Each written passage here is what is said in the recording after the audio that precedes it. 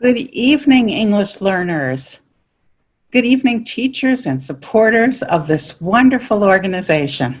Tonight, I'm going to give you a vocabulary lesson. Indomitable. Some of you may not be familiar with this word. It means cannot be defeated. It means that no matter what problems life throws at you, you just work around them or straight through them, and you just keep moving forward. English learners, you are indomitable. Perseverance. This means you just keep going. You never give up, no matter what. You just struggle through, and whatever happens until you come out the other side. English learners, you all have perseverance. Resilience. Resilience means bouncy. We all get knocked down by life's events sometimes, but if you have resilience, you just bounce right back up and keep going. You keep trying. English learners, you have resilience.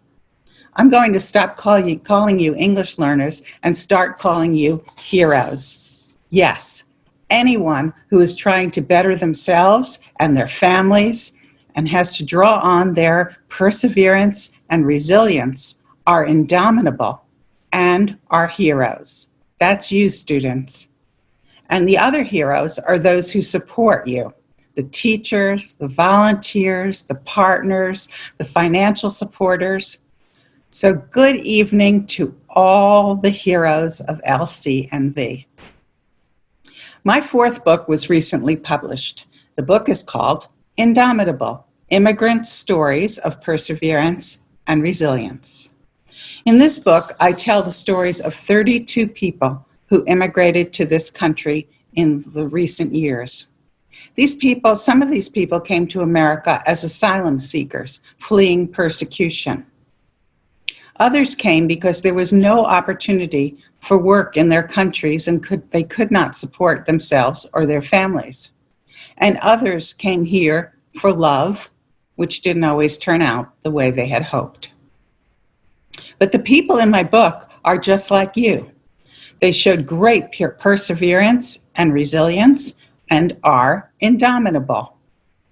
And not to give away the surprises of the stories, I will just tell you that they all learned English, they all took further training and classes, and they all began with part-time, minimum wage, hourly jobs, and they now have interesting jobs with salaries and benefits. And you can achieve that too. Why did I write this book? I wrote it because I became mad. I became angry. I became disgusted. Negative things were being said about immigrants. What? Have people totally lost their memories?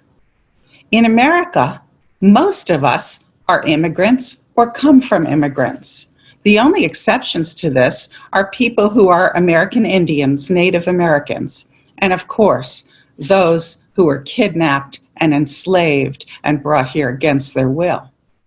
The rest of us are immigrants or are descended from immigrants. All four of my grandparents were immigrants.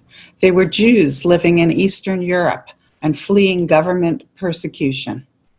Too often, soldiers came to villages like my grandfather's and would start shooting people and burning all the homes.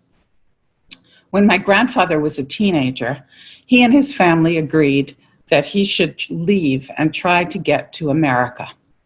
One night, my grandfather left, running through the forest and continuing on foot for weeks, hiding from soldiers and unfriendly people along the way until he reached the sea and could board a ship which would take him to America. When he finally reached New York Harbor, he must have had so many mixed emotions. Great happiness that he finally made it. Great fear because he didn't know what to do next. He had no money and he had nowhere to live. Great exhaustion for sure. Some of you probably felt some of those same feelings when you arrived. My grandfather eventually opened a tiny grocery store, like a bodega, which sold meats and vegetables, newspapers, and fresh bread, and to my little girl delight, ice cream, candy, and cookies. All four of my grandparents learned English and figured out how to make a living, and all of their children went to college and became professionals. I am the next generation, benefiting greatly from the bravery of my grandparents. My grandparents were like you are now, struggling but determined, indomitable. So that's why I wrote the book, to show those who have amnesia, who forgot where they came from, to show them that immigrants are what makes America the amazing place it can be. This country was built on perseverance and resilience. I also want to say a word to the American-born students of LCNV. Bravo! You too are heroes. The drive to better oneself is extremely admirable. I believe we should never stop learning. You know that I'm a writer with a pretty good vocabulary with fancy words like resilience and perseverance and indomitable. But I am also a nerd. I'm a geek. One of my hobbies is to read the dictionary. I feel I am one of you, still wanting to learn. So hooray for you US-born students as well. I'm a major cheerleader for LCNV because I think the work of the staff, volunteers, partners, and supporters is truly God's work.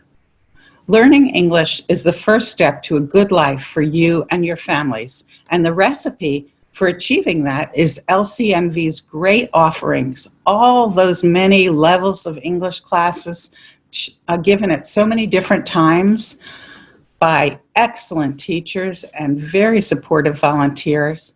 These offerings combined with your great effort, that is the recipe for success. A part of my book is devoted to advice from the immigrants featured to new immigrants entering the country. I want to share some of these quotes with you.